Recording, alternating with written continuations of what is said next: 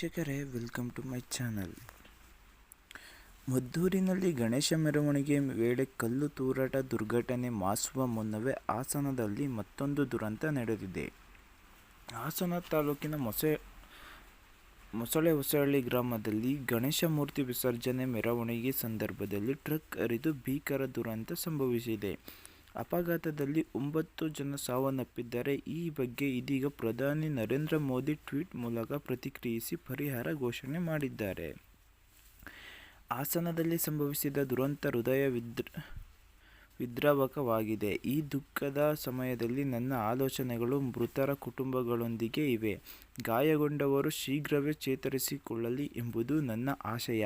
ಮೃತರ ಕುಟುಂಬಕ್ಕೆ PMNRFನಿಂದ 2 ಲಕ್ಷ ರೂಪಾಯಿ ಹಾಗೂ ಗಾಯಗೊಂಡವರಿಗೆ 50,000 ರೂಪಾಯಿ ಪರಿಹಾರ ನೀಡಲಾಗುವುದು ಎಂದು ಪ್ರಧಾನಮಂತ್ರಿ ನರೇಂದ್ರ ಮೋದಿ ಅವರು ಟ್ವೀಟ್ ಮೂಲಕ ತಿಳಿಸಿದ್ದಾರೆ. ಟ್ರಕ್ ಹರಿದು 4 ಸ್ಥಳದಲ್ಲೇ ಮೃತಪಟ್ಟಿದ್ದಾರೆ. ಇನ್ನು ಗಂಭೀರವಾಗಿ ಗಾಯಗೊಂಡಿದ್ದ 5 ಜನ ಆಸ್ಪತ್ರೆಯಲ್ಲಿ ಚಿಕಿತ್ಸೆ ಫಲಕಾರಿಯಾಗದೆ ಸಾವನ್ನಪ್ಪಿದ್ದಾರೆ. ಇನ್ನು ಹಲವರು ಗಂಭೀರವಾಗಿ ಗಾಯಗೊಂಡಿದ್ದು ಆಸ್ಪತ್ರೆಯಲ್ಲಿ ಚಿಕಿತ್ಸೆ ನೀಡಲಾಗುತ್ತಿದೆ ಎನ್ನುವ ಮಾಹಿತಿ ಇದೆ. ಗಣೇಶ ಮೆರವಣಿಗೆ ಸಾಗುತ್ತಿದ್ದ ವೇಳೆ ರಸ್ತೆಯ ಒಂದು ಬದಿಯಿಂದ ದಿಢೀರ್ ಡಿವೈಡರ್ ಮೇಲೆ ಟ್ರಕ್ ಹರಿದಿದೆ. ಮೆರವಣಿಗೆಯಲ್ಲಿ ಸಾಗುತ್ತಿದ್ದವರ ಮೇಲೆ ಟ್ರಕ್ ಹರಿದಿದ್ದು, ಟ್ರಕ್ ಸಿಲುಕಿದ 4 ಸ್ಥಳದಲ್ಲಿ ಸಾವನ್ನಪ್ಪಿದ್ದಾರೆ. ಆಸ್ಪತ್ರೆಯಲ್ಲಿ 5 ಜನ ಮೃತಪಟ್ಟಿದ್ದಾರೆ ಎಂದು ತಿಳಿದುಬಂದಿದೆ. ಇದೀಗ ಮೃತ ಗುರು ಪತ್ತೆಯಾದ ಮಾಹಿತಿ ಲಭ್ಯವಾಗಿದೆ. ಘಟನೆಯಲ್ಲಿ ಸುಮಾರು 20ಕ್ಕೂ ಹೆಚ್ಚು ಮಂದಿ ಗಂಭೀರವಾಗಿ ಗಾಯಗೊಂಡಿದ್ದಾರೆ.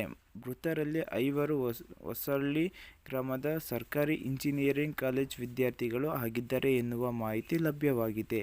ಮೃತರ ಗುರುತು ಪತ್ತೆ. ಮೃತರನ್ನು ಚಿಕ್ಕಮಗಳೂರು ಮೊಣೇನಹಳ್ಳಿ ಮರ್ಲೆ ಗ್ರಾಮದ ಸುರೇಶ್, ಹೊಳೆನರಸೀಪುರ ತಾಲೂಕಿನ ರಾಜೇಶ್ 17, KB ಪಾಳ್ಯ ಡನಾಯ್ಕನಹಳ್ಳಿ ಕೊಪ್ಪಲು ಗ್ರಾಮದ ಈಶ್ವರ್ 17, ಮುತ್ತಿಗೆರೆ ಈರಳ್ಳಿ ಗ್ರಾಮದ ಗೋಕುಲ್ 17, ಕಬ್ಬಿನಹಳ್ಳಿ ಗ್ರಾಮದ ಕುಮಾರ್ 25, ಪ್ರವೀಣ್ 25, ಚಿತ್ರದುರ್ಗ ಹೊಸದುರ್ಗ ತಾಲೂಕಿನ ಗವಿಗಂಗಾಪುರ ಗ್ರಾಮದ ಮಿಥುನ್ 23, ಹಾಸನ ತಾಲೂಕು ಬಂಟರಹಳ್ಳಿ ಗ್ರಾಮದ ಪ್ರಭಾಕರ್ 55, ಬಳ್ಳಾರಿ ಮೂಲದ ಪ್ರವೀಣ್ ಕುಮಾರ್ ಎಂದು ಗುರುತಿಸಲಾಗಿದೆ. ವೀಕ್ಷಕರೇ, ಎಲ್ಲರೂ ಕಡಿಮೆ ವಯಸ್ಸಿನ ಹುಡುಗರೇ ಆಗಿದ್ದಾರೆ.